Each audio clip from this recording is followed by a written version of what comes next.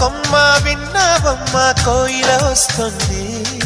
విన్నానమ్మ తీయని వేణువు రమ్మను పిలుపులని. నాటు తుత్తి తుక్కుతాన తుత్తి తాకు తాకుతాన నాటు తుత్తి